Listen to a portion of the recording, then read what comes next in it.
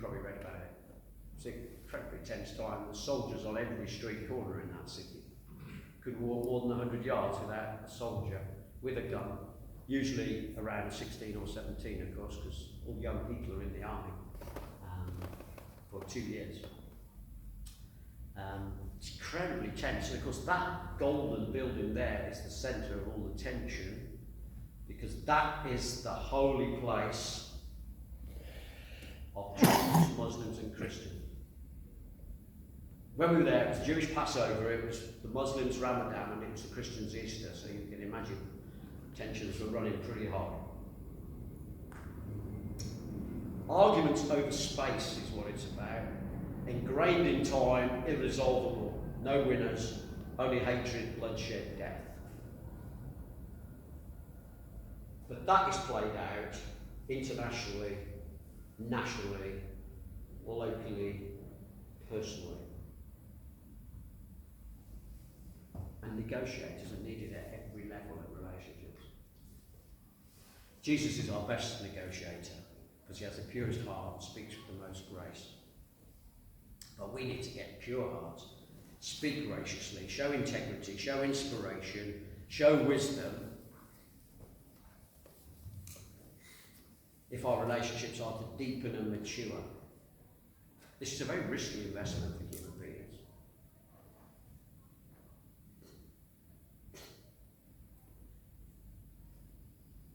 I don't know, I've got the scars of broken friendships. Does anyone else?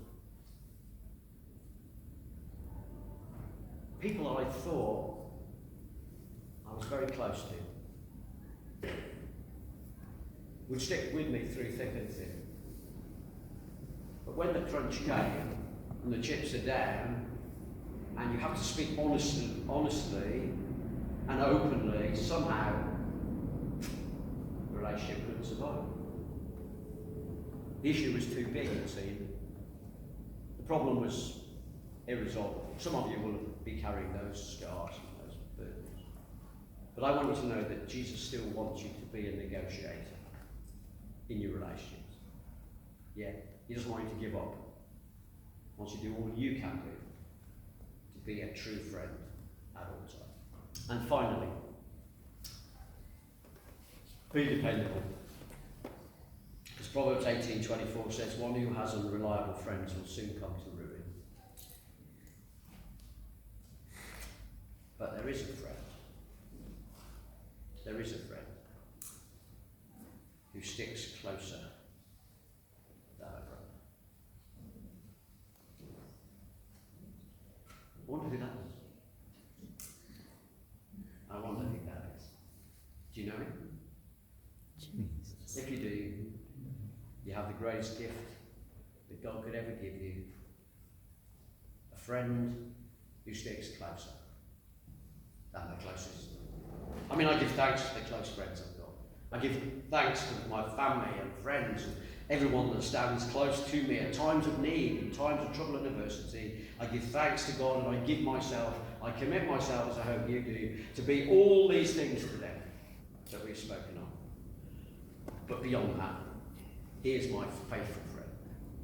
He is my reconciler. He is my influencer. He is my encourager. He is my negotiator. He is dependable, you see.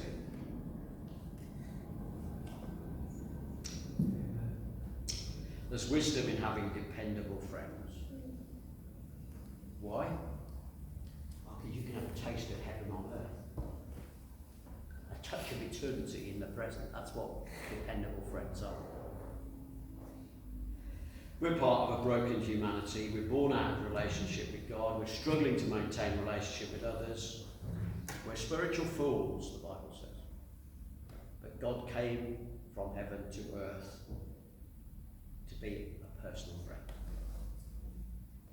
And if you've got him as your friend, you can have a jolly good go by his Spirit and through his word to be a friend to other people. Yes, it will stretch you to the limit as it stretched him. My last slide. Still Jesus stands. Just move on to the end. We'll pray. Yeah, that's it. The end. Jesus our wise friend.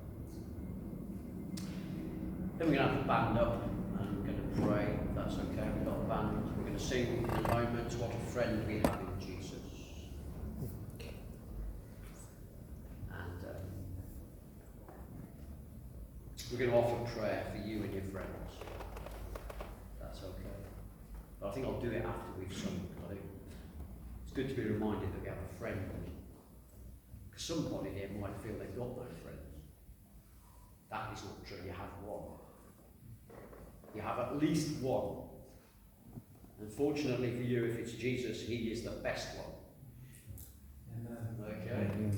So everybody's got at least one friend, or can have at least one friend, who will never let them down, who will always be honest with them, who will always be dependable, who will always speak the truth to them, who will always be one who will reconcile when it gets difficult, who will stand by them. You have that friend.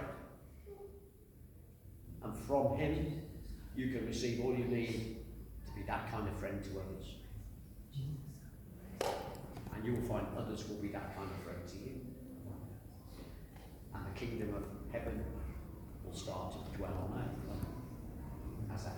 So let's have the band, let's sing what a friend we have in Jesus. After that I'll pray and we're on our way.